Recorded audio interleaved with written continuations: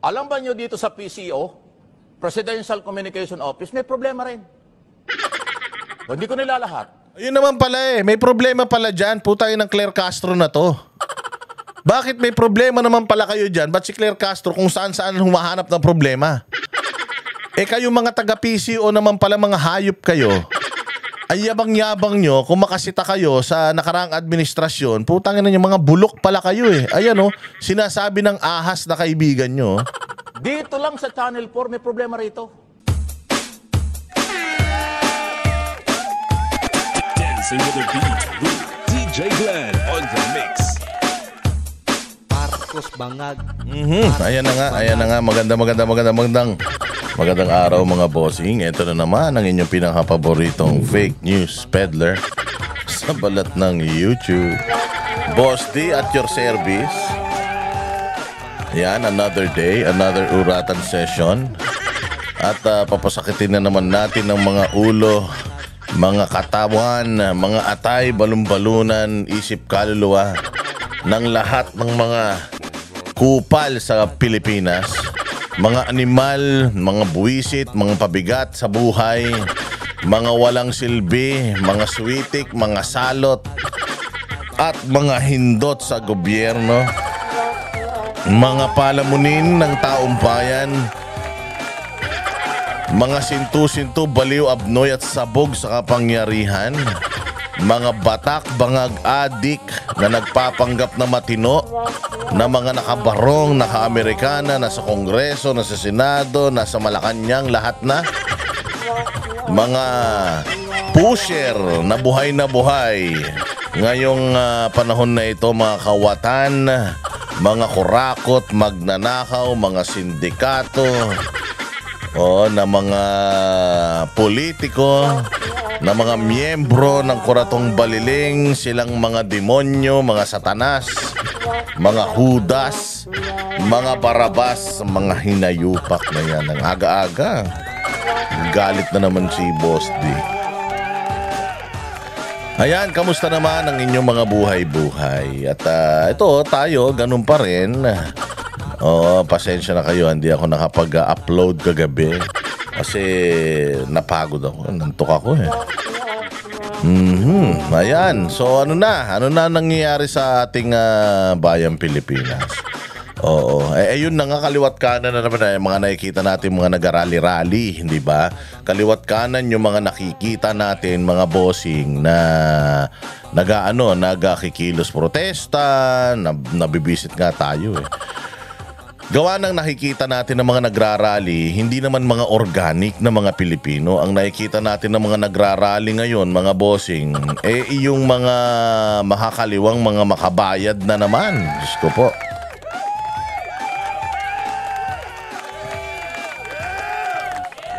Yung mga makabayad, yun yung mga nakikita natin na nagrarally-rally na naman ngayon.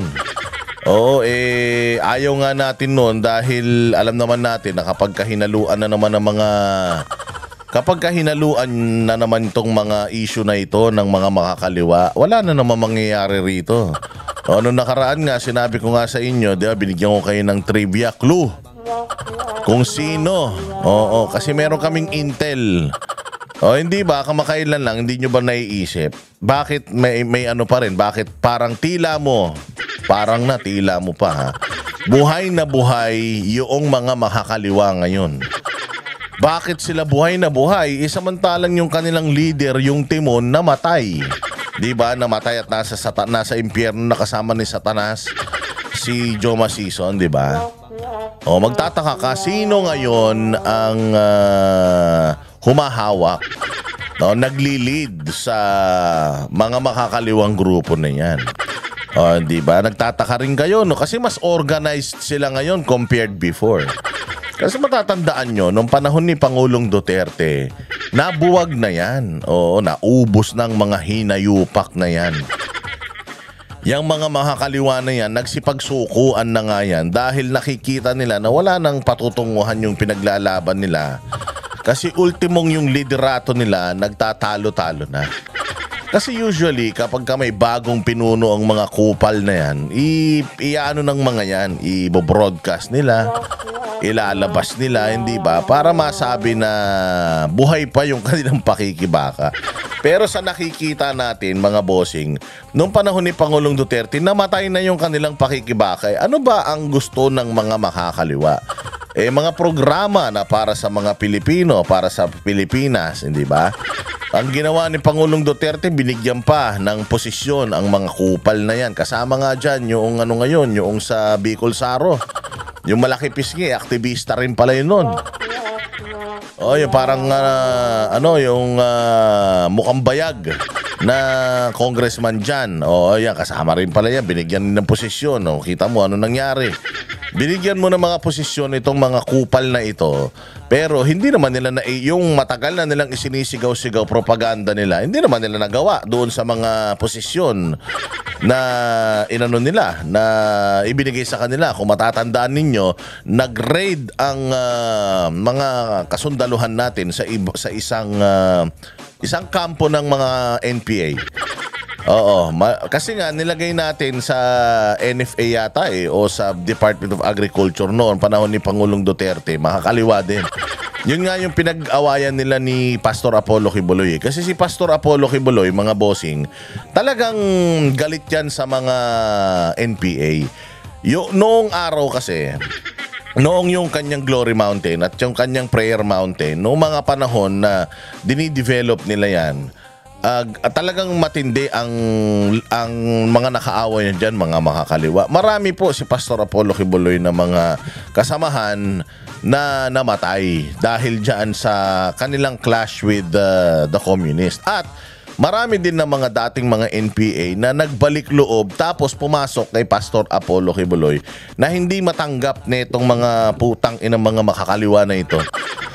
Kaya ang ginawa nila, hinahunting nila yung mga yung mga kabaro nila na umaalis sa kanila, tapos yun, pinapatay nila. Kaya matindi talaga, malalim ang galit ni Pastor Apollo Kibuloy sa mga NPA. Kaya nga, ang ginawa ni Pastor, noong naging presidente si Pangulong Duterte, sinuportahan niya talaga yung gobyerno ni Pangulong Duterte at gumastos siya ng bilyon-bilyon para makatulong sa pamahalaan na matapos ang insurhensya. Kaya lang, wala ngayon. Nakipag-pistoks naman yung mga tanga na yan eh. Kaya ganyan. Ngayon si Pangulong Duterte, nagkaroon sila ng conflict dahil nilagay ni Pangulong Duterte yung mga makakaliwa diyan sa mga posisyon sa gobyerno. Kaya matagal na panahon na hindi nag-usap yung dalawa dahil diyan sa mga move ni Pangulong Duterte. For Duterte, it's a unifying move kasi bilang isang ama ng bansa, syempre kailangan saklawin mo. Yung mga NPA naman kasi Pilipino pa rin yan eh. So if you want to make peace with them, pakinggan mo sila and then try mo na makipag-ayos sa kanila. Kaya lang si Pastor Kibuloy kasi alam niya yan eh na itong mga makakaliwa na to, hindi mo na mababago isip ng mga yan. Ang bottom line, gusto talaga ng mga yan mag-take over sa gobyerno ng Pilipinas at sila ang mamuno sa Pilipinas. Yun talaga ang gusto nila. So whoever is the president of the Philippines, so long as it's not them, aawayin ng mga buwaka ng ina niyan.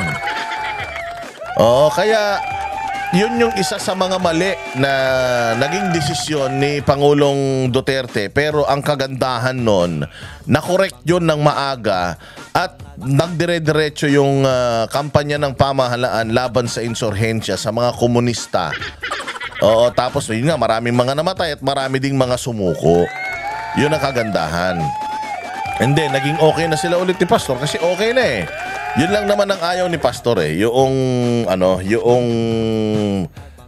Talagang makipagkasundo tayo sa mga demonyo. Kasi pag naipagkasundo ka or nagustuhan mo yung ginagawa ng mga yan, yung mga relista na yan, ibig sabihin, natutuwa ka sa gawain ng Satanas. Mga demonyo mga yan.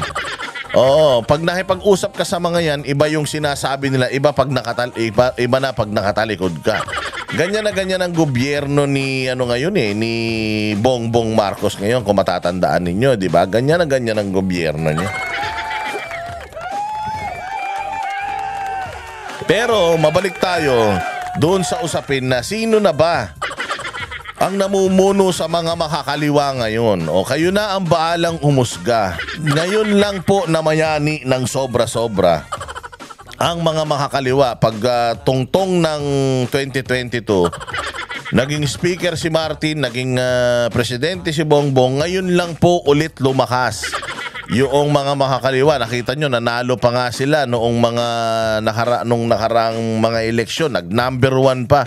Nung nakita ko na nag-number 1 yung isang communist-aligned na party list, nako, sabi ko, nagbalik na talaga sila. Supposedly, hihina sila dahil namatayan sila ng ulo. Pero, ayun, lumalakas sila ngayon. Kaya nga makikita mo, kaya nga ang tanong, sino ang bagong timon? Sino ang bagong prime minister ng mga komunista ngayon? Bakit parang ang sigla-sigla nila ngayon? At anytime, pwede silang i-activate. Anytime pwede silang i-activate. I-activate mo sila laban sa mga Duterte. I-activate mo sila laban sa mga Diskaya. I-activate mo sila laban sa mga ganito, sa ganyan. Pag naririnig mo, iisa lang ang sigaw niyan. Hindi ba? Kaya nga napapanahon na maipakita natin itong itong imahe na to na para sa akin, napakaganda talaga nito. Na description, mga bossing, ng totoong issues na nangyayari ngayon sa bayan natin. Ayan. Kasi nga, 'di ba, nakwento ko na sa inyo yung alamat ng ahas. Yung alamat ng ahas, mga bossing, yan yung kinukwento ko sa inyo na merong isang naipit na ahas. Nabagsakan siya ng isang sanga ng puno. Tapos ang dami ng mga dumaan. Hindi siya pinapansin. Tulungan nyo ako. Ganyan. Hindi siya pinapansin. Kasi nga, ahas eh. Ano ba ang nature ng ahas? Tumuklaw. Yan lang. Walang silbi sa buhay yung mga ahas na yan. So ngayon, merong isang tatanga-tangang tao. Na nakakita ahas. Uy, mabait ang mga tao eh. So nakita. Sige, tutulungan kita ha. Pero itatanggalin ko yung sanga para makalakad ka na ha. Pero wag mo ko tutuklawin. Hindi kita tutuklawin. Ganon. So, tinanggal niya yung yun na, lakad ka na. Saglit lang, nangihina ako. Pakainin mo ako. Papakainin kita pero nilalamig ako. Sabi niya. Nangihina ako. Ilagay mo naman ako sa mga bulsa mo. Sige ha, basta wag mo ako tutuklawin ha. Hindi kita tutuklawin. Oo nga, nagulat din ako eh. Nilagay sa bulsa. Nagugutom ako. Pakainin mo ako kasi para lumakas ako. Sige ha, papakainin kita ha. Basta wag mo akong tutuklawin. Hindi kita tutuklawin. Oo nga. Di ito na. Lumakas na yung ahas. Anong ginawa sa kanya nung ahas? Tinuklaw siya. Ba't mo ako tinuklaw? Hayop ka.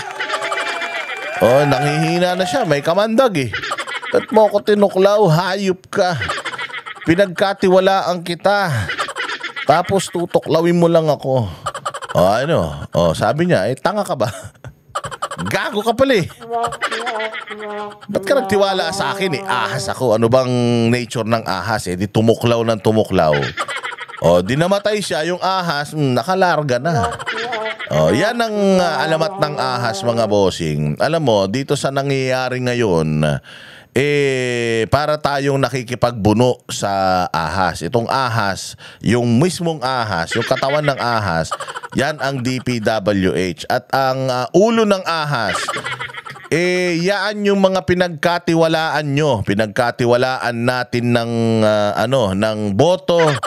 Pinagkatiwalaan natin ng pera ng taong bayan. Kasi ang pangako nila noon, di ba? Ang pangako nila noon, aalagaan nila ang pera ng taong bayan. Ilalagay natin ang pera ng taong bayan sa kapaki-pakinabang na mga proyekto. 20 pesos na kilo ng bigas. maayos na buhay para sa Pilipinas. Itutuloy ang mga programa ng mga Duterte. Oo, tapos ganito, ang dami nilang ipinangako sa atin. Katulad din nung kinukwento ko kanina, nung yung ahas na naipit. Oo, na ang daming pinangako. Oo, hindi kita ano. Ganun din tayo kay Bongbong eh. Oh, Bongbong, magnanakaw at saka mamamatay tao yung tatay mo.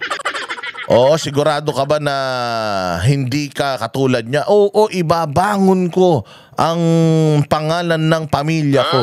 Oo nga. Oo nga. Sabi niya, ibabangon ko ang pangalan ng pamilya ko. Iano ko ang pamilya ko. Hindi ako katulad ng tatay ko. History na yan. Iko-correct ko ang history, bla bla bla. Kung ano-ano ang ipinangako. Nung naboto nyo na, anong ginawa sa inyo? Katulad nung ahas kanina, natuklaw kayo. Tapos pinagtatawanan kayo ngayon. O, ganun din sa kay Romualdez, di ba? Di ba? Nagtiwala tayo kay Bongbong. Nilagay niya yung pinsan niya. Sinabi natin noon eh. Huwag kayong papayag na kamag-anak din yung yung Speaker of the House. Tapos, di ba, tinutulak pa nga maging Senate President yung ate. O, imaginein mo, family, para na silang pamilya business. Anong nangyari nung ginawa niyang yung may hawak ng pera ng taong bayan, yung vampira na pinsan niya. Anong nangyari sa pera natin? Hindi ba? Nagkaroon tayo ng mga sandamukal na corruption ngayon. Pinangako nila nung eleksyon ang ganda-ganda. Hindi daw nila tayo tutuklawin. Ligtas lang natin sila, hindi nila tayo tutuklawin. Ang dami pa sa atin, ipinagtanggol pa yan. Ang dami sa inyo, ibinoto talaga yan, ipinagtanggol yan. Ang Banateros, di talaga binoto yan eh. Iba ang kandidato namin noon. Kasi nakinig kami kay Pangulong Duterte. Andyan dyan si Pangulong Duterte, sinabi wag nyong iboto yan. Dahil pag binoto nyo yan, naku po, bangag yan. Pag binoto nyo yan, kawawa ang Pilipinas, walang utak yan. Anong nangyari? Hindi ba? Nakipag-away kayo sa mga kamag-anak nyo, pag-away kayo sa mga kaibigan nyo, ipinagtanggol nyo, di tinuklaw kayo. Kasi ganyan ang nature ng ahas. Ang pamilya Marcos, mga ahas yan.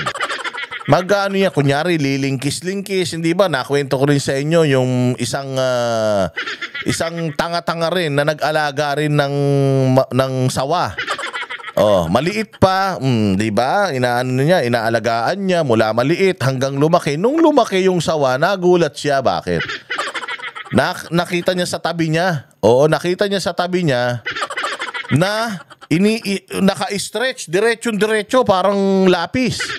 Nakahiga rin sa tabi niya, parang tao yan. Cute-cute naman ang alaga ko, tinabihan ako, tapos nakadiretso pa siya, parang tao, natutulog.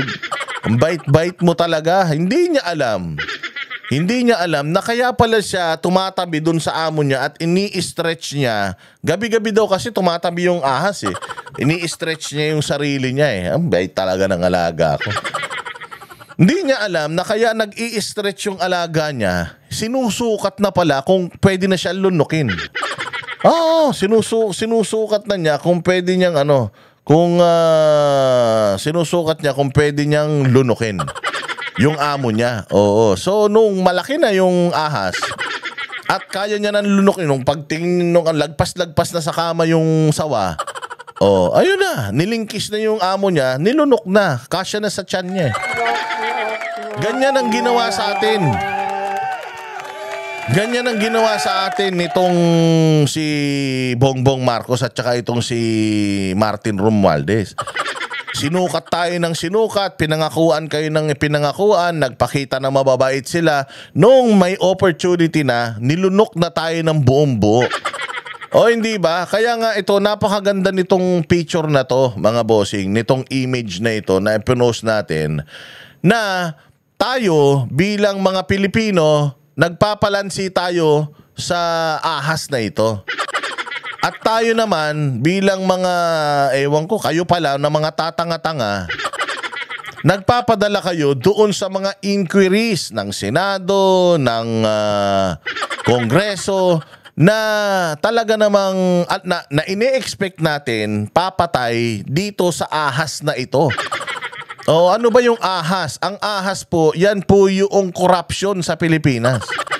Yan yung corruption sa Pilipinas. For this instance, yung ahas ay DPWH. Pero syempre, yung katawan ng ahas na yan na DPWH, hindi yan kikilos ng walang ulo. Kasi yung DPWH naman, hindi naman sila ang nagpapanukala ng mga proyekto. Ang nagpapanukala ng mga proyekto, mga congressman. Nagbibigay ng direksyon yung presidente. Sila naman, yung DPWH, kukunin lang naman nila dahil trabaho nila. Kukunin lang naman nila yung project, kukunin lang naman nila yung pera, tapos ipapasa nila doon sa mga kontraktor na merong lisensya sa kanila. Na gumawa ng mga proyekto, ibibigay lang nila doon. So ngayon, yung pagbibigyan nila, mga kontraktor, yan na yung mga barya-baryang makakakuha ng mga budget. Imagine, meron kang 10 milyon na budget. Sa 10 milyon na budget, 40% na lang yung mapupunta sa'yo, 4 na milyon na lang yung mapupunta sa'yo. Mantakin mo, magtatayo ka ng isang istruktura tapos ganun lang ang budget mo. Anong gagawin mo? Magtataka kayo na substandard yung mga proyekto ng mga kontraktor? Magtataka kayo kung bakit walang bakal yung mga proyekto ng mga kontraktor? Kasi nga, pagdating sa kanila nung pera, kulang na yan. So kailangan, ngayon pressure, actually sabi ko nga, kawawa nga itong mga kontraktor na to, pressured sila na makagawa ng struktura sa halagang ganito. Kasi nga, pag hindi nila ginawa yun at pag nagsumbong sila, o nagreklamo sila, sir, kulang to. Kulang to, sir. Siyempre gusto ko din kumita. Kulang tong budget na to para dito. Kaya nga kita kinuha kasi gagawa mo ng paraan yan. Meron tayong 100 million na project, 40 million na lang yung napunta sa'yo, 60 million, amin. Yung 40 million na napunta sa'yo, bahala ka na dyan. Siyempre, yung maglalagay pa yun. Pagkakuha niya ng 40 million, magpapasalamat pa yun doon sa nagbigay sa kanya ng project. Kasi bidding yan So, siya nanalo sa bidding. Magpapasalamat pa siya. Magbibigay pa siya ron. So, wala na siya halos kikitain. Kaya ngayon, siyempre, mga negosyante to, may mga binabayaran ng mga tao to. Anong gagawin ng mga kontraktor?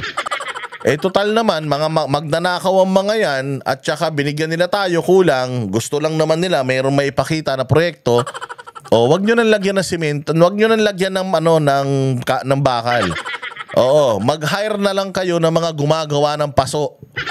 Yung mga sculptor. Wag kayo mag-hire ng mga construction worker. Mag-hire na kayo ng mga sculptor para kortehan na lang yung mga yan. Magmukhang proyekto. Pero pagka umulan, putangin na, manalangin na hindi tangayin ng bahayan. Ganun ang sistema, mga bossing, na hindi natin nakikita kasi masyado tayo nagpapaniwala sa putang ina mainstream media na yan. Na binabanatan yung mga diskaya, yung mga ganito, yung mga pinapakita. Kasi sabi ko nga sa inyo, yung mga ginagawa ng mga realista ngayon, pumupunta doon sa mga diskaya, nagtatapon-tapon ng kung ano. Part yan ng nila, ng diversionary tactics nila. Para ang anuhin natin, ang i-persecute natin yung mga kontraktor. Sabihin na natin, lahat ng mga kontraktor, lahat ng mga may mga lisensya, tanggalin, magpalit tayo ng bago. Maayos ba yung problema? Hindi. Katulad nitong sa picture na to, ang lalaki, siya yung Senate inquiry, Congressional inquiry. Yan si Jinggoy. Si Jinggoy, binabakbakan niya yung mga kontraktor. Yung mga nasa Congress, binabakbakan niya yung mga kontraktor. Sa tingin mo, pag pinutol natin yung buntot ng ahas na yan, mamamatay ang ahas na yan? Hindi mamamatay ang ahas na yan. Kasi kung talagang gusto natin mamatay yung corruption, which is yung ahas, simulan natin sa itaas. Dapat ang pinuputol natin yung ulo. Di ba? Papaano ka papatay ng ahas? Ito nga papaano mo papatayin ng ahas? Papaano mo papatayin o ititigil ang korupsyon sa Pilipinas? Aim for the head. Pucha yan dito sa gitna ng mata. Dito. Dyan mo panain. Sigurado pag wala na yung ulo na utak ng mga korupsyon dito sa Pilipinas, wala na yung Kongreso na naglalagay ng mga budget, wala na. Sigurado mamamatay ang korupsyon dito sa Pilipinas. Sa totoo lang, noong panahon ni Pangulong Duterte, hindi naman naubos yan. Pero takot na takot mangurakot yung mga kurakot. Lahat ng mga proyekto noong panahon ni Pangulong Duterte ayos. Bakit? Kasi maayos din yung inilagay niya na leader ng DPWH. Naglagay ka ng leader ng DPWH, di marunong mag-multiply. Engineer, hindi marunong mag-multiply. Sabi ko sa'yo, yung mga kaklase ko nun, meron yung best friend ko na si Jojo Agagas. Yung best friend ko na yun, electrical engineer yun. Pulpul mag-English yun.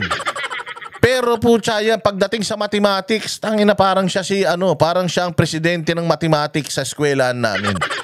Sobrang galing ng mga engineer sa mathematics, tapos tatanungin mo ng mathematics, 'di ba? Tinanong ng mathematics yan doon sa doon sa I think it's the Senate inquiry, 'di ba? Tinanong ng mathematics, putang ina, hindi niya alam ang sagot. So alam mo na bobo yung nilagay ni Bongbong, bobo rin siya eh. O syempre, anong gagawin mo sa bobo? Hindi maglalagay ka rin ng bobo. So ganyan katindi ang korupsyon sa Pilipinas ngayon, mga bossing. Na kung hindi natin tatagpasin talaga yung ulo, hindi tayo makakaraos dito sa hayop na korupsyon na to.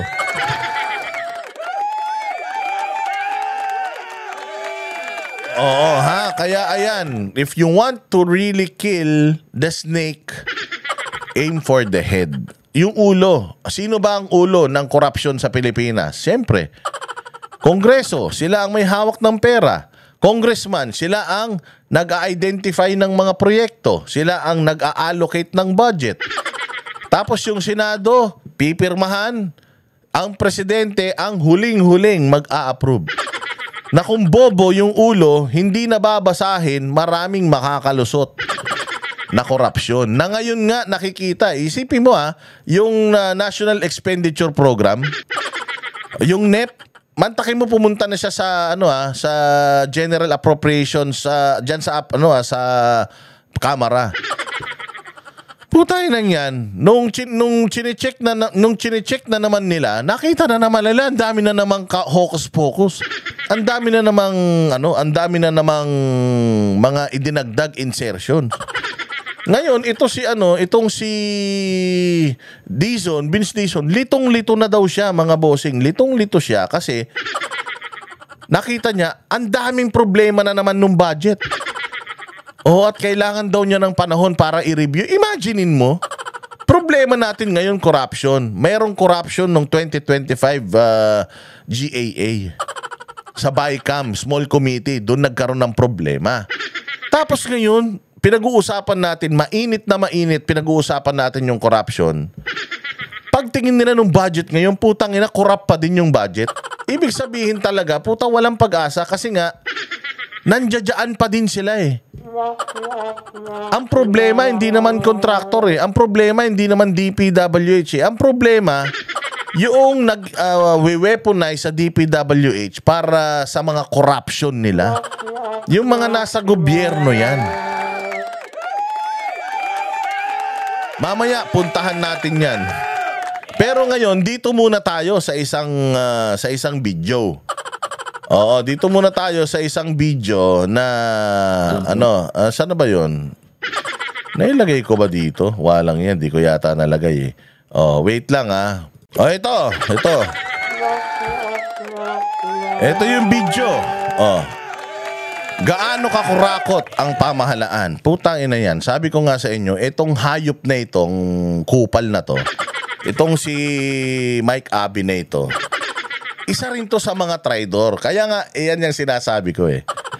Kapag ka ikaw, traidor ka, hahanap ka ng mga traidor na katulad mo. O hindi ba traidor tong punyeta na to? Ito yung may nabili sila Pastor Apollo Quiboloy na radio station.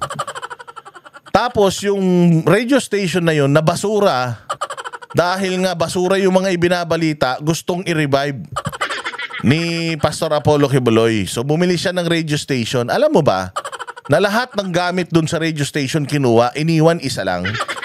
Ito, si Mike Abe. Galing yan dun sa DZR na radio station, na pati siya kasama dun sa pagbenta. Sige, bilhin nyo na ito. Tapo na to. Hindi. wag, amin niya, kunin namin niya ito, tapon na to. Hindi, amin niya, kunin namin niya ito. Ito sa inyo na, binigay, kasama yan, oh. Si Mike Abe, ang feeling niya matalino siya, feeling niya magaling siya. Ang ano nga niya sa sarili niya babatikan, veteranong broadcaster. Tanginan to. Saka ko nga lang napanood to noong napunta to sa SMNI. Di ko man kilala tong ulul na to, tumanda na to. Tayo na, mas kilala ko pa nga yung yung sa probinsya namin yung gumagawa ng mga dulaang pang radyo Mas kilala ko pa kung sino yun kesa dito sa ulul na ito Wala namang balitan tumatak tong gagong to. So ngayon, inalagaan, inaruga ng mga taga-SME na ito. Putang ina, ang daming reklamo. Sabi ko sa inyo, ang babait ng mga taga-SME. Pero napakadami nilang reklamo sa tao na to dahil tanginang ugali, basura talaga. Basura ang ugali, akala mo sikat. Feeling Noli Di Castro ang putang ina. Pero bobo naman, tanga naman magbalita, tanga naman mag-Ingles. Ngayon, matapos nilang arugain itong hayop na ito. Kasi hindi ito marunong sa sobrang yabang nito, putangin na siya lang ang pinakamagaling. Kahit na siya na lang ang tao doon, hindi pa rin siya nagpapatalo, siya pa rin ang pinakamagaling. So nagkaroon ng conflict, ang ginawa niya, nagbagsak ng mic sa live TV, gumawa ng iskandalong kabubuhan, nag-walk out sa show sa show nila dahil lang ikinorek siya. Kinorek siya ng may-ari ng stasyon. Yung may-ari ng stasyon supposedly is your boss, kinorek ka doon sa perception mo na ikaw naman tao ka lang Kung halimbawa, ako, marami akong sinasabi. And then, yung boss namin na si Pastor Apollo Kibuloy, halimbawa, si Madam Hana o kaya si Boss Marlon, sinabi sa akin na, boss, mali yung sinabi mo kanina. Or ibang opinion ko sa sinabi mo kanina. O yung opinion mo yun, opinion ko yun, I mean, makikinig ka. And, syempre, dahil boss mo sila, makikinig ka. Diba? Anong ginawa ng gagong yan? Nag-walk out. Nag-walk out. Tapos, umalis na siya. Yun pala, may offer. May offer na pala sa PTV, kaya pala lakas ng loob. Tanginan nito. Di ba nagpunta siya sa PTV? Nagtiwala siya. Pinagkanuno niya si Pastor Apollo Kibuloy na nagbigay sa kanya ng break. Yung SMNI na kahit na masama ang ugali niya, asal-aso ito, pinakisamahan siya ng maayos. Tinrato siya, binigyan siya ng maayos na natahanan niya. Pero dahil ganid ang putang ina nito, anong ginawa? Ayan, lumipat. Saan lumipat? Lumipat sa PTV4. Kasi doon bida siya Dahil syempre, inalagaan siya ng administrasyon Kaya nga sabi ko, tayo na, sa balang araw, it will come bite you in the ass. Yun na nga. At sigurado ako nagsisisi ang PTV4 na kumuha sila ng isang galising aso na walang pinag-aralan. Ganun ang nangyayari sa kanila ngayon. Kasi bakit? Puta, tinuklaw sila. Ganun nga Nag-alaga, buti ka mo, nag-alaga ang SMNI ng ahas. Tinuklaw sila ng ahas. Ayan, yung ahas lumipat dun sa kapwa ahas. Akala nitong gunggong na ito masyado siyang importante. Sinibak siya ngayon sa kanyang istasyon. Bakit? Tangina, magpanggap ka ba namang amo? Mag-asal amo ka, hindi naman ikaw ang may-ari. Tarantado ka ba? So ngayon, nagpunta dyan. Tingnan mo kung gaano kasama ang ugali nito Siya'y empleyado lang. Binigyan siya ng show mag-isa kasi gusto niya talaga mag-isa. Siya lang ang magaling Binigyan siya ng show mag-isa. Nagtiwala sa kanya kahit wala naman siyang credentials. Nagtiwala sa kanya kahit tatanga-tanga naman siya. Binigyan siya ng show. Alam mo ginawa sa show niya? Yung taon nagpapakain sa kanya, tinuklaw niya. Ahas ang putang ina Dahil ang kwento natin ngayon tungkol sa ahas. Ayan ang isang ahas. Sabi nga nila do not bite the hands that feed you. Ito ang buhay na halimbawa ng isang ahas na kahit anong gawin mo sa kanya, yung nature niya ng pagiging ahas lalabas. O pakinggan nyo. Ang pangit naman ng ano nyo. Broadcast nyo, puta ganyang kalabo. Ano yan? Ang inang yan. Uso. Ano camera ginagamit nyo dyan sa PTV4? GoPro 1? Outdated na yun ah. Ganun ho talaga kasi na makarating. Alam ba nyo dito sa PCO, Presidential Communication Office, may problema rin. Hindi ko nilalahat. Ayun naman pala eh. May problema pala dyan. Puta yun ng Claire Castro na to.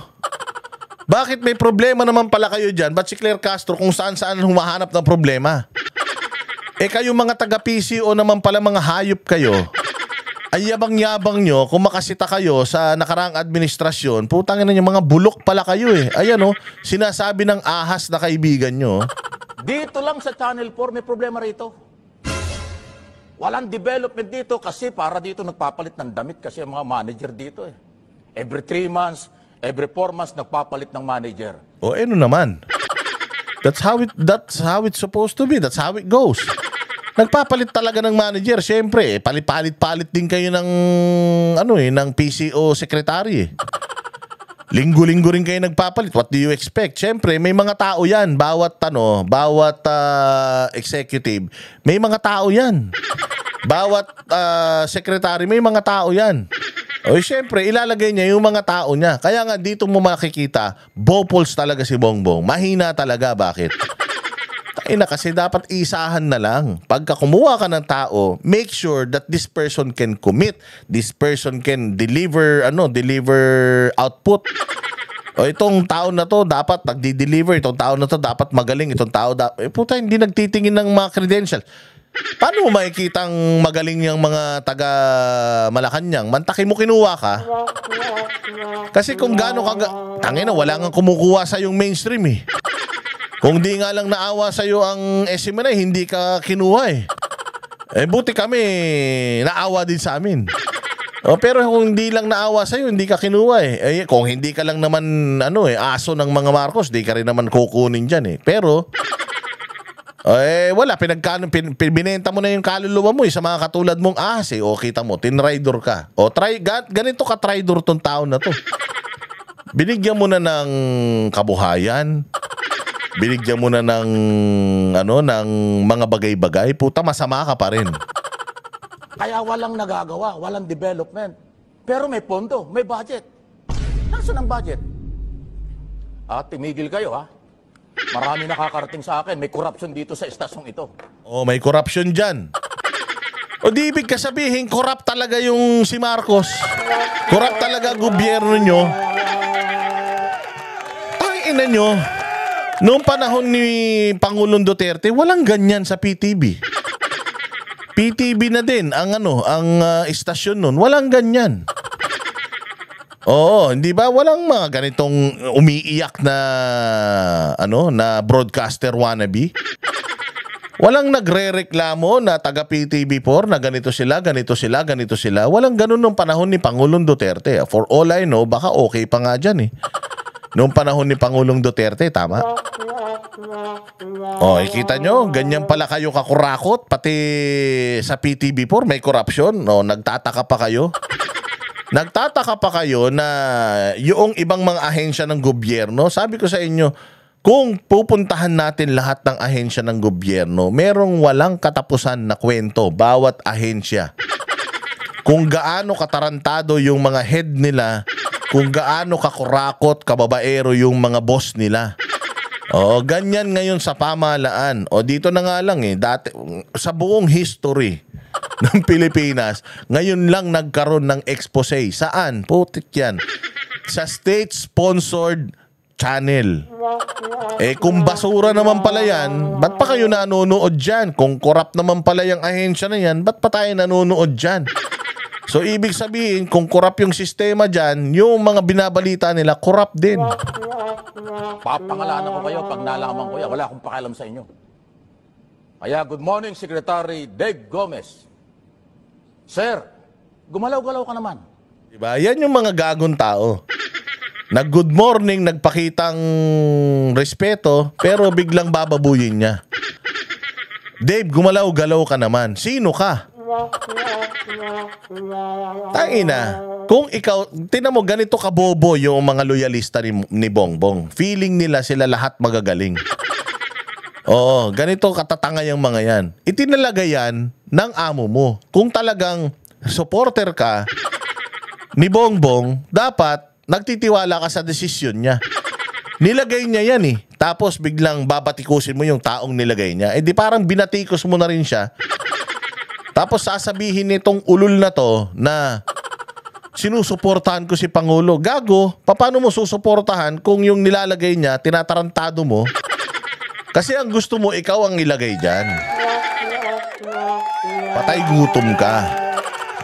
Feeling mo, ang galing-galing mo, na ready ka na sa trabaho na yan. Pucha, si Claire Castro nga, abogado, mukhang tanga ngayon dyan sa PCO. Ikaw pa kaya? Hindi ka nga marunong mag-pronounce ng mga salita.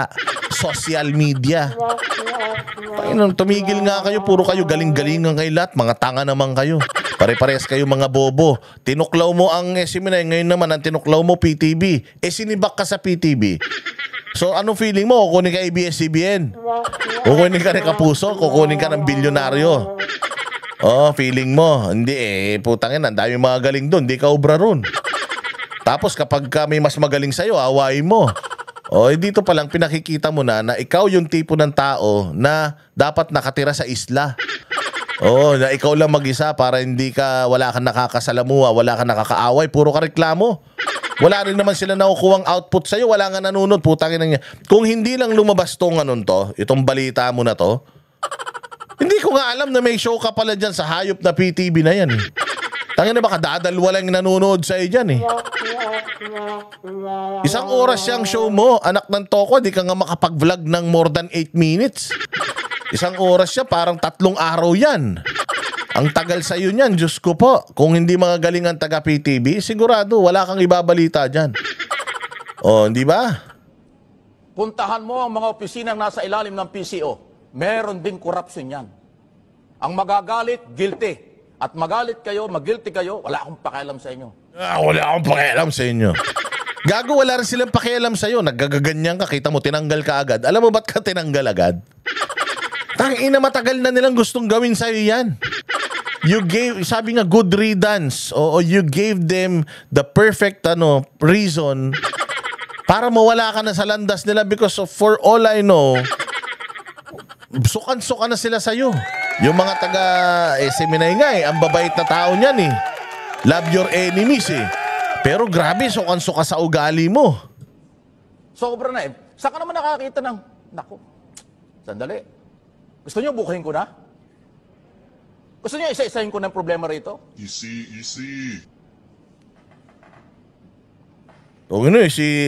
Yung easy kay MJ Mondihar yun . Ginaya mo pa. Manggagaya ka na nga. Wala ka ng originality. Bobo ka pa. Ay, nako. Saan ka nakakita ng building mura sa pinakamataas hanggang sa ground floor may tulo? May tulo. Bakit natulo? Di may palpak. Maintenance. Dito, ang mga kwarto, walang aircon. Ano yun? Office of the President? Pinagmamalaki nating Office of the President? Yak! Office of the President, nagpapagawa na si Lisa Marcos ng sinihan. Nagpapagawa na ng sinihan, bulok-bulok pala yung state-sponsored na media station natin. Kadiri. Diyos ko po, ganyan pala ang administrasyon ni Bongbong. So ganito katanga si Bongbong, hindi niya alam lahat yan. O alam niya yan. Kung alam niya yan, pinababayaan niya, mahinang leader talaga. Pero kung hindi niya alam yan, mas mahinang leader siya. Umantakin mo, di ba? Close sa kanya yung mga yan . Yan yung PR team niya . Yan yung mga chuwariwap niya . Yan yung mga araw-araw nagbibigay ng mga papel sa kanya, sa interview, sa lahat. Tapos bulok. Tapos yung mess hall ng Malacanang nirenovate. Nagkaroon pa sila ng parang resort na bahay. Yung dating tulugan ni Pangulong Duterte ron, giniba. Nagtayo sila ng pavilion na may swimming pool. Tapos yung kusina dyan sa Malacanang inayos. Ginawang parang 5-star restaurant. Oh, parang ginawang ang masarap nga daw diyan yung steak eh. Inayos yung mga yung kainan ng mga empleyado. Tapos dito, pinabayaan. Ba't pinabayaan? Alam mo, miski ko, kung ikaw ang tao, pababayaan ko yan eh. Ay, sino ba tao dyan sa PTV? Si Mike Abe, tanga yun eh. Kaya nyo na, bigyan nyo ng kapiraso yan. Ano naman, Mike Abe, gusto mo magandang opisina? Ang arte-arte mo, gusto mo pa maganda opisina mo. Hindi ka naman marunong magbalita. Bobo ka naman magbalita, tapos gusto mo maganda pa yung estasyon mo. Dapat nga sa'yo, sa kalsada ka lang nagbabalita eh. Oo, yung magtayo ka lang ng lamesa doon sa, sa ilalim ng tulay, pwede na sa'yo yun eh. Total naman, basura rin naman yung mga balita mo eh. Ay, may budget po yan. Taon-taon may budget. Kaya ngayon, may budget po, Secretary Gomez. Sir, tumaharap ka sa pagdinig ng Senado at Kongreso tungkol sa ating budget. Ilaban mo naman ito. Linisin mo ito. Papalit-palit tayo rito ng manager. Hindi ko alam kung anong ginagawa nila. Diba? Sa totoo lang, ha? Every 3 months nagpapalit ng manager dito. Magagaling yung mga napili, pero nagsisimula pa lang silibak na. Ano magagawa? Naglagay ka rito ng manager na pangmatagalan, na re-reforma ng problema sa PCO at Office of the President. Siyang ibig sabihin, siya yun. Siya ang ilagay nyo dyan. Si Mike Abe ang ilagay nyo dyan para maging maayos yung istasyon nyo. Tangina, saan ka makakita, Mike Abe, na sa tuwi na lang meron kang pupuntang istasyon na nasisira yung istasyon na yun? Oo, tinan mo, nagpunta ka sa SMNI, nasira yung SMNI. Nung tinanggal ka sa SMNI, kita mo kahit walang prangkisa yung SMNI, sikat na sikat kahit sa Europe. Nilagay ka dyan sa PTV4, tinan mo, wala na nga nanonood, mas lalo pang wala nanonood ngayon. Ina-imagine pa lang namin eh. Pag nakikita namin yung mukha mo, wala palang aircon dyan, naka-Amerikana ka pa. Ano yan, baka amoy ano ka na dyan, amoy baktol ka na dyan. Kadiri kayo. Alam nyo ba sa SMNI, pati sa CR malamig. Yung SMNI, pwede ka matulog sa CR, ang linis. Ay na, Mike Abe, dapat doon ka na lang sa CR ng SMNI mag-opisina. Kadiri, init-init pala ng studio nyo. Tapos, kaya na, maiinit talaga ulo nito ni Mike Abe. Mantakin mo, naka-postura, naka-Amerikana. Kahit pantulog yata nito, Amerikana eh. Tapos, biglang mainit. Talagang iinit ulo niya. Ano ba naman yan, Dave Gomez? Ayusin mo naman. Lalo na sa PTV. Kahit dyan sa Radyo ng Bayan, Radyo Pilipinas, akala nyo, marami rin problema dyan. Sa PIA, Philippine News Agency, lahat ng communication ng PCO, may problema, sir. Ayusin nyo. Hindi lang ang pagpapatunay lang po ito, mga kaibigan, na hindi lang ang DPWS ang may problema sa paggamit ng pera, paghawak ng pera. So pinatunayan niya yung sinabi natin that the DPWH issue is just the tip of the iceberg. Yun lang yung dulo, yun lang yung nakikita mo. Yung nakalubog sa tubig, andyan dyan na yan, PCO, DepEd, DOH, at kung ano-ano pa. Kita mo kung gaano kagago yung mga congressman natin. They are asking if wag na lang daw ilagay sa flood control project yung pera. Ilagay na lang daw sa PhilHealth para dun sa zero billing.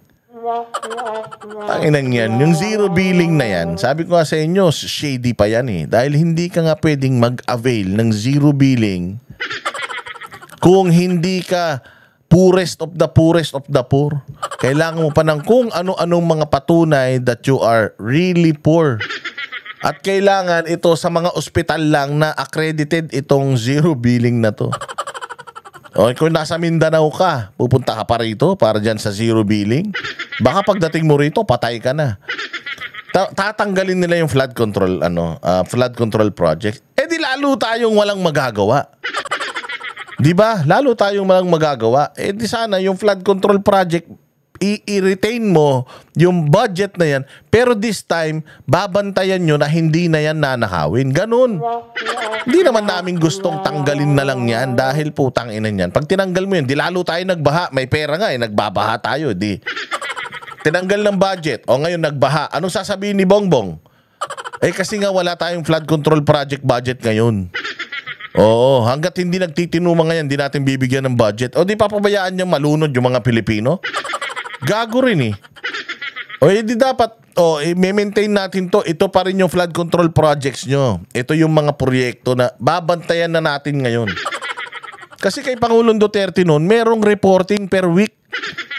At saka yung SMNI noon, nakasunod sa lahat ng mga proyekto ni Pangulong Duterte. Ngayon, wala eh. Puro reklamador pa yung mga taga-PTB. Puro reklamador pa yung mga taga-PCO eh. Walang hiya na yan. Puros mga kurakot. Pati ba naman istasyon, kinukurakutan. Post project at budget every year.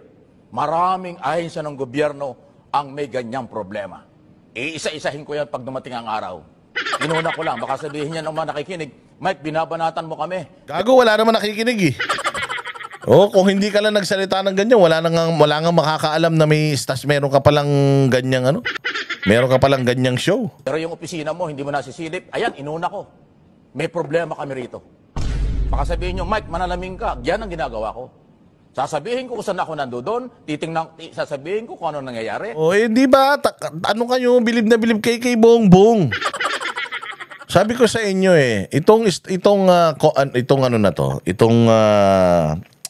itong administrasyon na to, self-destruct. Kasi pinalibutan niya yung sarili niya ng mga incompetent na mga tao eh. Takin mo, Mike Abe, sino ba yan? Si Pangulong Duterte. Siya ang decision maker. Pinalibutan niya yung sarili niya ng mga yes man. Yes man. Yung mga pag may pinagawa siya, gagawin at all cost. Hindi na tatanungin bakit. Gagawin na lang. Kaya pinalibutan niya yung sarili niya ng mga military personnel eh. Mga dating general, hindi naman marunong sa ganito. Pero pag inutusan ni Duterte, ginagawa na lang. Kasi nga, yung mga military, yan ang disiplina ng mga militar. Yes, sir. Yes, ma'am. Ganyan, di ba? Yes lang ng yes. If you ask them to jump, they will just ask how high. Pero tatalon yan. Hindi yan tatanong why. Ganon si Pangulo. Tsaka si Pangulo ang nagdidesisyon. Siya lahat. Kaya nga sabi niya sa mga pulis, kung ano man ang mga naging pagkakasala ninyo, kasama ako dyan. He's taking the responsibility. Ganon ang magaling na leader. Si Bongbong. Kumuha siya ng mga sekretary para pabayaan. Hindi po yun ganon. Kumuha ka ng mga tao, you manage these people. You make sure that you put the right people there para gawin yung mga trabaho. At dapat checkin mo rin yung trabaho ng tao na itinalaga mo. Tinalaga mo eh.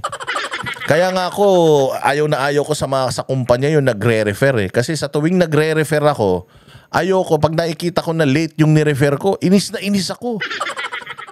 Huy, ba't late ka na naman? Alam mo, sa kalaunan yung ni-refer ko, sasabihin sa akin, ano ka ba? Hindi nga nagre-reklamo yung boss natin, ba't nagre-reklamo ka? Gago ka pala, ako nagpasok sa'yo dito eh. Kapag sumablay ka, sa akin ng sisi niyan eh. Dapat ganon ang presidente. Pag naglagay ka ng tao, dapat ikaw ang may responsibilidad doon. Make sure that this person is doing his job. Kasi kung hindi, putsang ina, marami rin akong mga pinasok sa kumpanya noon na nung nakita ko palpak, ako mismo lumapit sa amo. Boss, ako nagpasok dito eh, pero palpak to.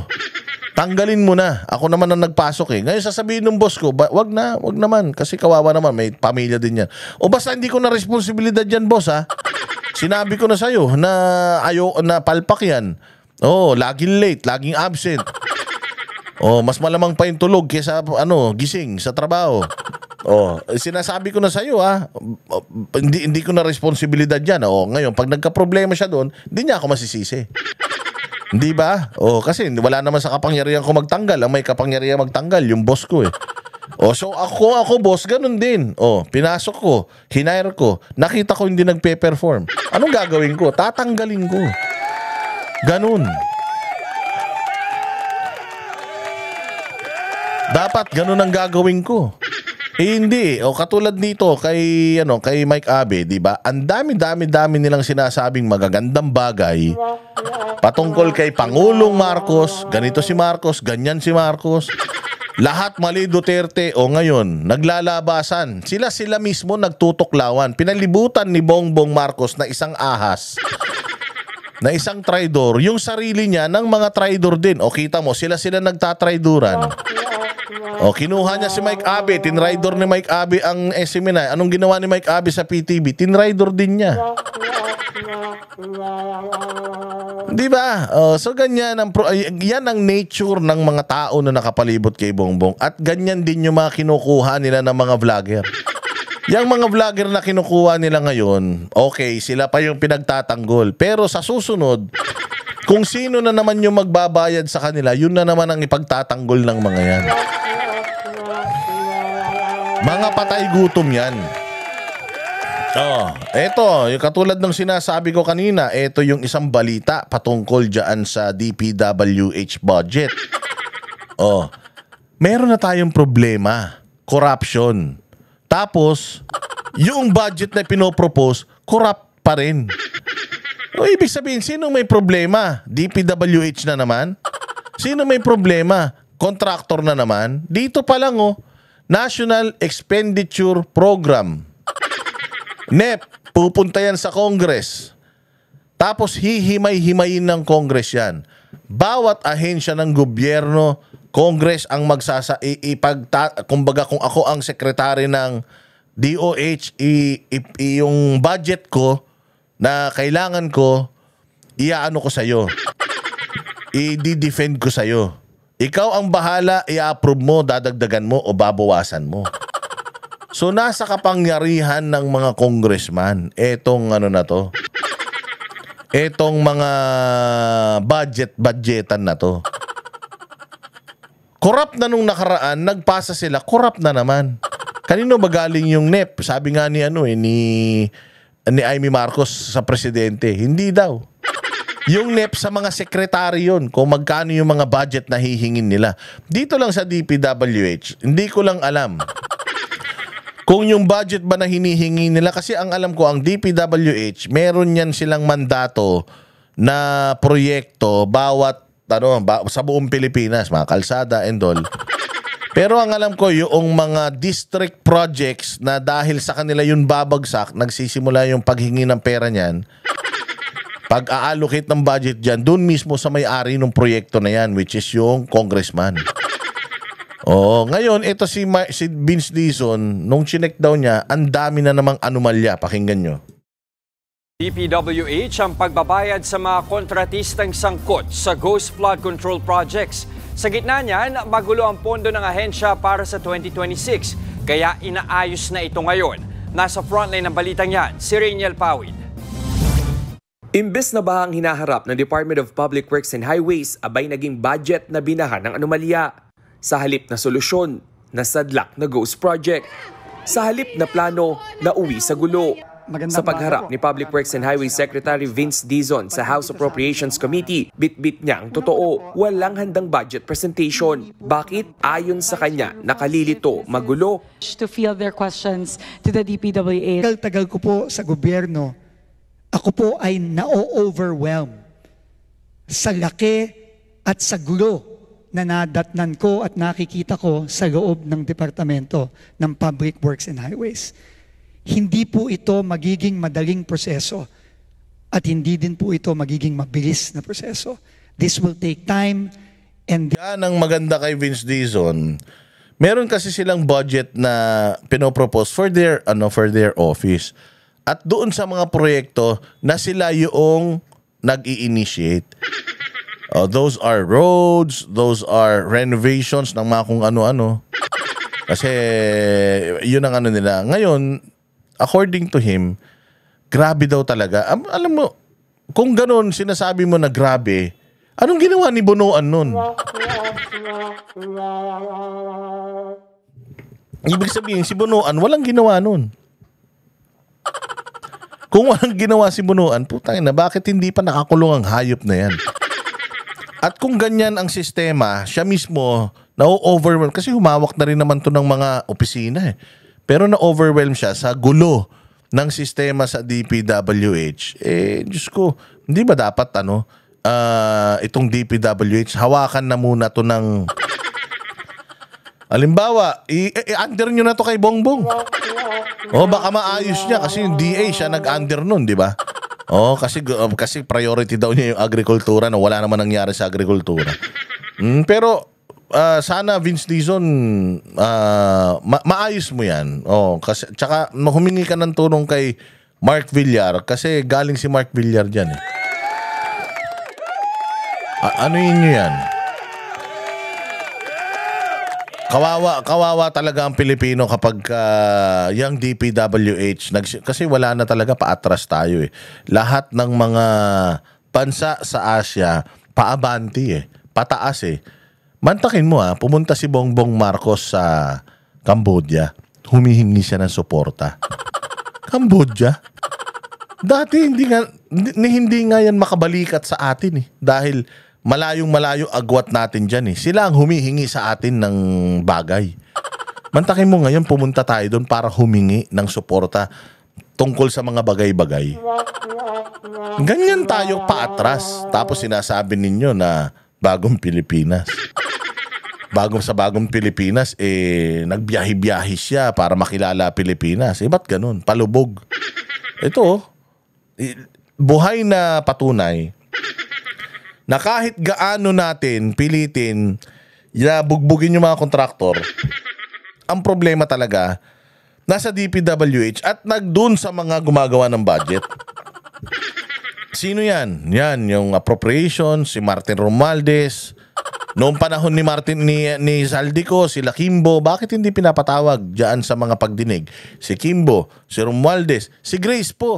Kapal ng mukha mo, Grace po. Damay ka pala diyan, visit ka. Patahi-tahimik ka. Puting-puti yung damit mo, parang napakapuro mo. Yung pala, kasapakat kang hayop ka. Hindi mo na binigyan ng kahihiyan yung tatay mo. Walang Diyo. This will be a very, very difficult process. Halos wala po akong maintindihan sa gulo ng budget na nakikita ko. Sa panukalang 881 billion peso budget ng DPWH sa susunod na taon, halos 268 billion pesos para sa flood control. Pero eto ang problema, may mga proyektong hindi lang palpak, kundi peke. Halimbawa itong proyekto ng SYMS Construction sa Baliwag, Bulacan. Pinuntahan pa ni Pangulong Bongbong Marcos. Ang sabi sa papel tapos na, pero sa aktwal, ni backhoe walang bakas. Sa Bulacan naman may flood control project na 100% complete na raw. Pero kakasimula pa lang pala 3 linggo na ang nakalipas. Kaya naman pinahinto ni Dizon ang lahat ng bayad sa mga kontraktor na sangkot sa ganitong anomalya gaya ng Wawaw Builders at Sims Construction Trading. Naka-blacklist na ang mga yan. Para naman kay Nueva Ecija Representative Micaela Swansing, simple lang ang solusyon. Ayusin ang basehan ng mga proyektong pinopondohan. Sabi niya tanging mga flood control project lang na nasa red zone o high-risk flood areas ang dapat pondohan. Kailangan po nating tiyakin, lahat po tayo na narito ngayong araw, kailangan po nating tiyakin na bawat sentimo na ating pong ipagkakatiwala. Ulul! Yan ang mga ahas. Yan na naman. Nangangako na naman yung mga ahas. Oo, pag naniwala na naman kayo, tutuklawin na naman kayo niyan. Walang yaw. Sa DPWH ay mapupunta lamang sa mga proyekto at mga lugar na talagang kinakailangan. Sabi ng ilan pang mambaba. Gago. Alam mo, gumawa ka flood control sa dagat. Ang ina nyo, kayo nag-identify eh. Simulan nyo sa mga sarili nyo, nagsermong ka pa. Atas dapat ang mga proyekto nakabase sa siyensya, hindi sa pangangailangan sa politika.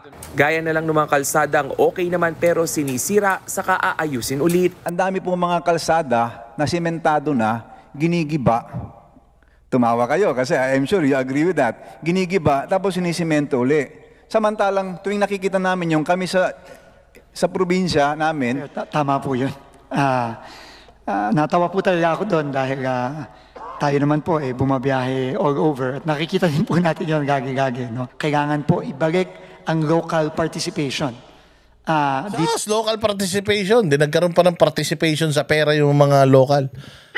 Imbis na sinisisi natin, mga congressman, masisisi na, kasama na sa sisihan yung mga mayor.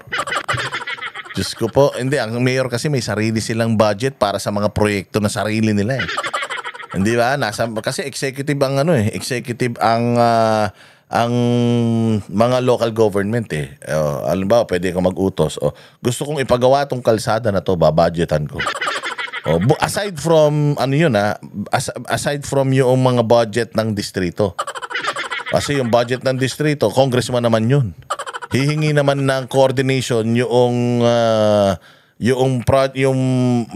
may-ari ng project doon sa gobyerno ng lokal. Tapos yung lokal, hahanapan niya naman kung bibigyan niya ng permiso, tapos bubuwisan niya yung mga yon para kumita rin siya ron. Ganun yun. Oo. Ito sa mga proyekto natin. Para tama ho kayo kung ano po ang kailangan ng probinsya, ng syudad, ng municipality. Pero maganda yun. Maganda yung rekomendasyon manggaling sa mayor local para alam niya kung ano yung mga kailangan nila. Halimbawa, tayo na wala namang biyahe ng bus dito. Patayo tayo ng stasyon ng bus. Di ba? Wala namang... Ayun yan. Paano nagkaroon ng waiting shed dito sa ibabaw ng bundok? Wala namang buwang biyahe dito ng tricycle. Di ba? Pero ito problema. Kasi yun nga, yung corruption sa Pilipinas, hindi lang nasa ulo. Hanggang baba, corrupt. So baka mamaya niya, pag yung mayor naman ang naglagay ng mga project, putangin ng yan, baka ang i-propose niya na pagandahin yung mga resort nila, yung mga kalsada papunta sa mga resort nila, mga kalsada papunta sa mga farm nila, pero hindi naman mapapakinabangan ng taong bayan. Yun ang problema. You have to assure yourselves first na kaya nyo nang hindi mangurakot, na pagka kayo'y tumakbo sa pamahalaan, talagang Pilipino nang iisipin nyo. Kasi Sec Dizon, kahit sinong i-involve natin dito, kung corrupt yung i-involve natin sa planning, putangin na kurakot ang mangyayari dyan. Ibigay mo yung proposal sa mga mayor, sila magpo-propose ng mga proyekto.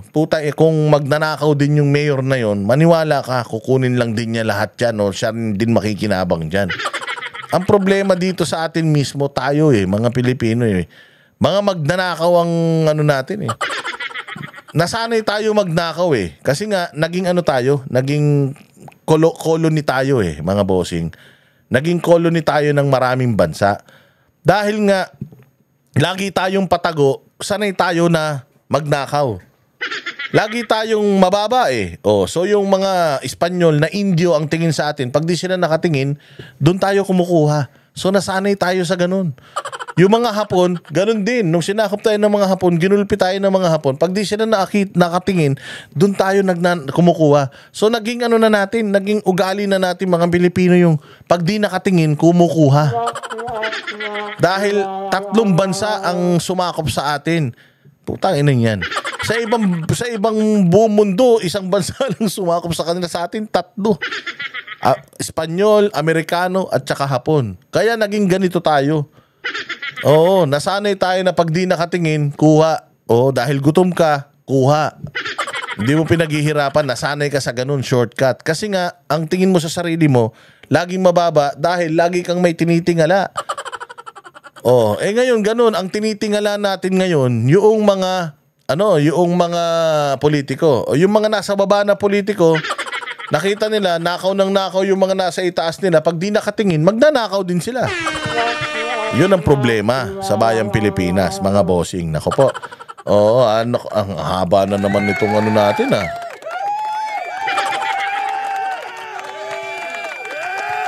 Ito, yung sinasabi naman din natin kanina na napasok na tayo ng mga komunista. Ito na, yung balita na yan. Duterte! Panagutin! Tinan mo. Ano sigaw ng mga putang ina nito? Ang problema natin, flood control project. They are posing as mga flood control corruption advocates. Tapos ang sinisigaw, Duterte panagutin. Dito mo palang makikita na itong mga to, walang mga utak Nandiyan dyan sila sa House of Representatives, ang usapan, flood control projects, tapos ang sinisigaw, Duterte panagutin. May kumakalat pa naman text ngayon na parang inano nila, anong tawag dito, kino-convince, hindi naman kino-convince, binibigyan nila ng utos yung mga kasama nila sa GC na paputokin sa social media yung Inday Lustay, yung pera ng DepEd, ninakaw.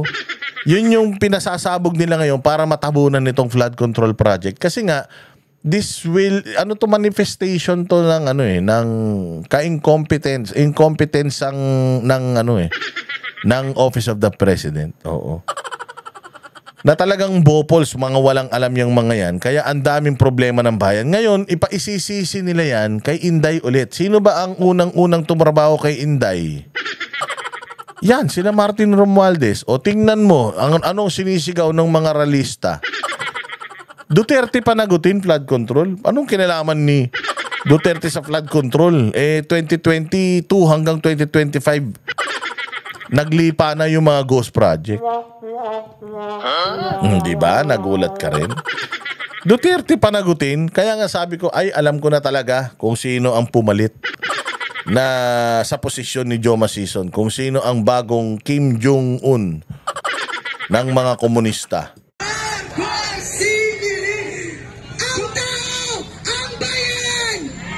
Tuloy ang laban! Tuloy ang laban! Ang tao, ang bayan! Marcos Jr. at sa mga kongresista, ang nasaksihan nyo ngayong araw ay patikim pa lamang! Patikim pa lang daw. Ibig sabihin, palakas sila ng palakas. Nung panahon ni Pangulong Duterte, wala na to eh. Pag nagrarally itong mga to, tatatlo na lang sila. Minsan 5, pag sinuwerte-swerte pa. Tatatlo na lang to. Tapos ngayon, ang lalakas na naman nila.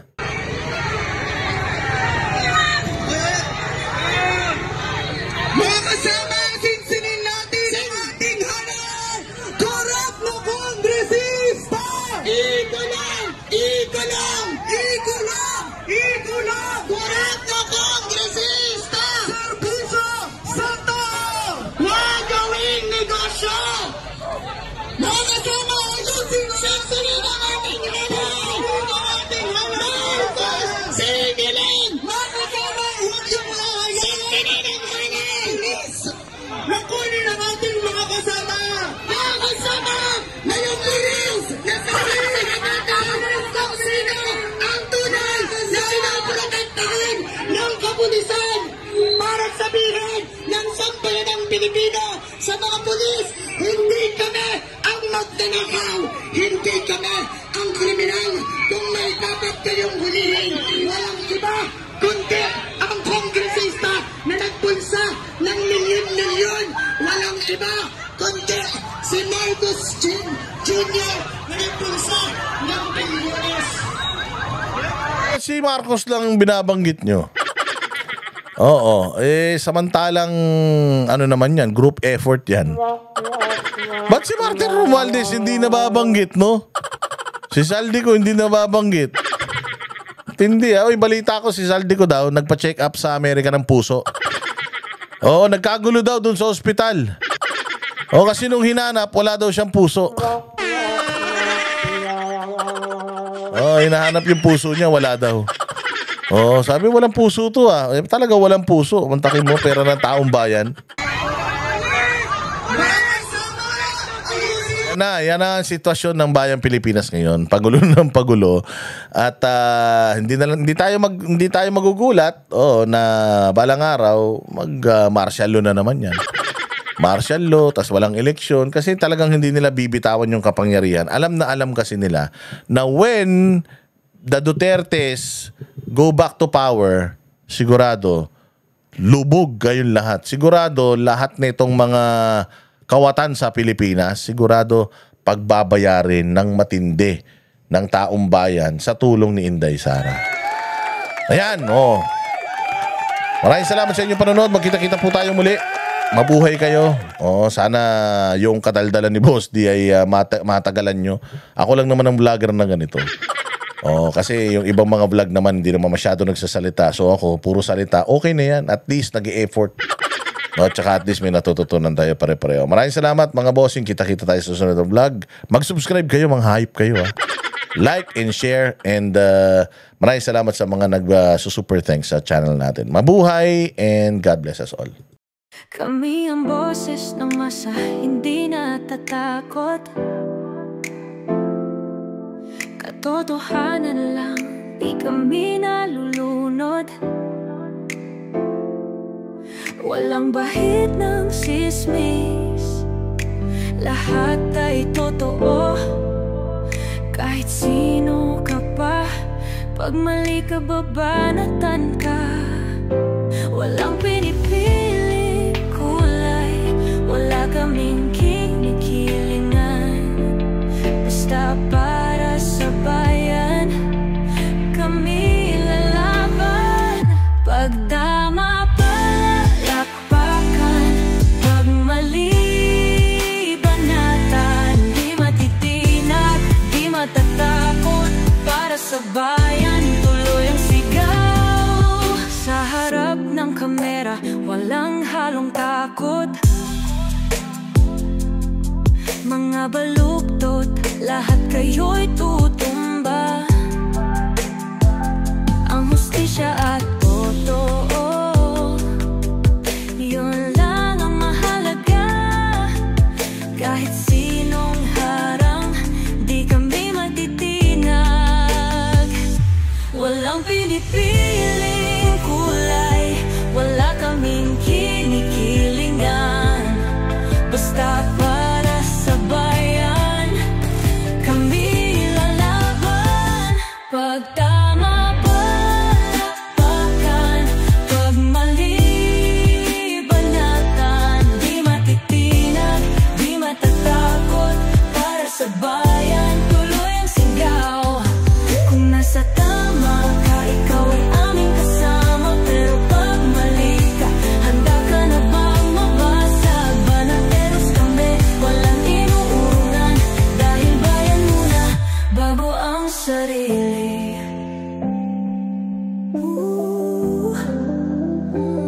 Bago ang sarili.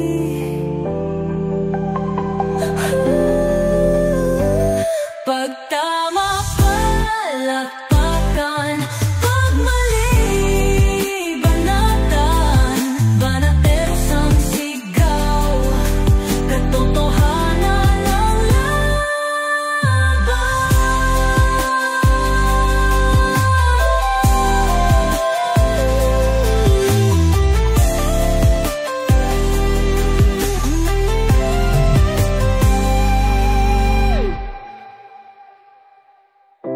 Sa harap ng kamera, walang halong